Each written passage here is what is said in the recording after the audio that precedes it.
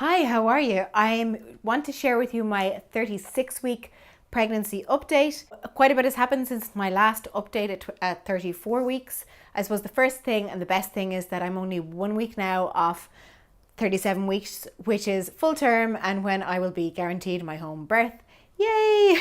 Secondly, just an update on my SPD pelvic issues because I was saying before I had a lot of pain in the joint called the pubic symphysis, which is at the very front of the pelvis. So since my last update, I've been to the osteopath twice and she has been so amazing. Like, it's just been really relaxing just being there and also just understanding why I'm getting that pain. My right hip is actually slightly anterior to my left, and I've always been a bit more flexible on my left side, and I know that from yoga, but I guess it's being exacerbated by pregnancy and by all the relaxin hormone that is causing my joints to relax, which is great, but it was causing a lot of pain, but thankfully because of my osteopath visits, it has alleviated a lot. It has gotten a lot more manageable, especially in the front and even in the back a little bit around the sacrum.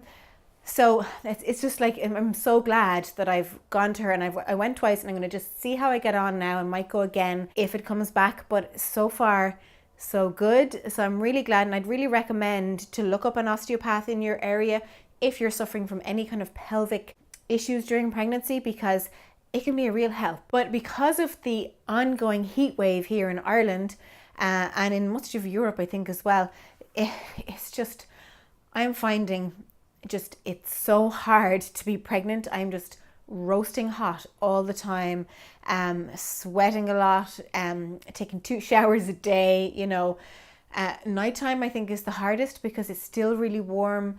It's just like our bodies aren't used to it in this country, we're used to kind of crap summers where it rains a lot and it's kind of overcast and we get 1 or 2 days of sunshine and everyone complains. So everyone's delighted now with the sun, but I am just dying.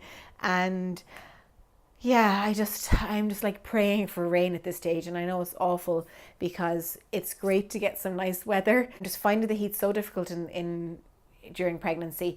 My son was born in the winter and my daughter was born in the spring, and I always felt hot in pregnancy. I always felt warm, but not because of the weather. And now it's like doubled, the intensity of the heat because of the baby and because of the weather. And yeah, so it's tough. Like, it's tough going.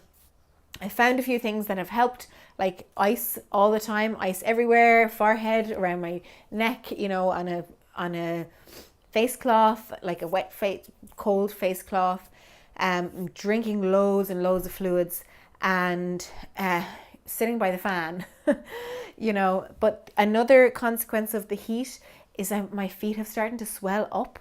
And this has never happened to me before in any pregnancy. And I know it can be a symptom of pregnancy, but they've really started to swell up, and it's I don't really care that they're like, as in, I don't care how they look, but it's sore.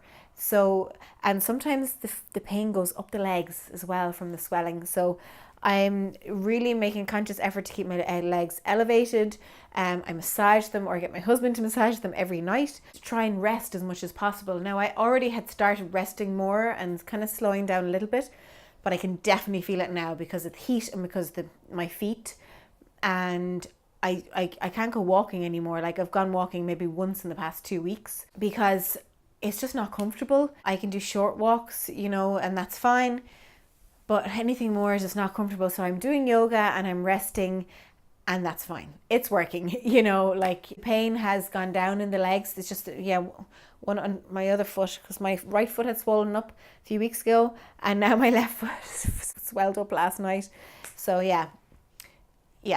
Anyway, 36 weeks, so not long to go, but just finding this heat so intense. So because I was finding it quite difficult a couple of weeks ago with my energy levels, I started taking an iron tonic and resting more. And I've also started to make superfood smoothies for myself every day. So I use spinach from our polytunnel. I use orange, like I usually put in like a load of spinach, an orange, a banana, some avocado if I have it, some dates, and spirulina and water. And the spirulina is really good for your iron and just general for everything. I just feel amazing when I drink it. I feel like, superhero, and it's great. On the advice of my midwife, I've started to do my perineal massage, which is basically massaging the perineum, which is part of your pelvic floor and the part that stretches the most during birth. I've done this before on both other pregnancies, the massage, and on my first I also used a device called an Epino to help my body understand how I'm going to stretch. But that's probably something for another vlog, because the pelvic floor is so important when it comes to birth that I could go into a lot of detail on it, which I'm not going to do right now. But the perineal massage is something that you can do. I use vitamin E oil and every night before bed just to massage the area of the perineum. And yeah, it's not such a pleasant thing to do, but it's really worth it.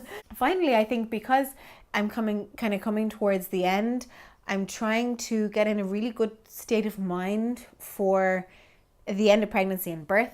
So trying to surround myself with as many positive, loving relationships as possible, taking time, with my husband every day to kind of connect and, start to look forward to the amazing thing that's about to happen in our lives when we become parents of 3. And with other people like friends and family, to connect with them, because it's a really lovely time to share different things, and meet up. And I guess I'm also conscious that I'm not going to be able to meet up for a while after the baby is born, be very busy. And because it's the summertime now, I can meet with people that I don't normally get a chance to, with term time and everything. So I'm just making an effort to do that as well, but pacing myself, because I'm finding if I do too much in one day, I'm so exhausted, like I'm in bed by 8 o'clock and I'm really not in a happy place when I'm going to bed then. Whereas if I can pace myself, like today I did nothing, like I had no plans and did lots of things with the kids at home, but I stayed home and didn't have plans, and it was really nice. And I got to do a vlog. And start committing yourself to too much, and it's not good at this point, I don't think, to do that, because it prevents you from being able to slow down and to start to turn in a little bit. So there's the bump. 36 weeks, coming on nicely.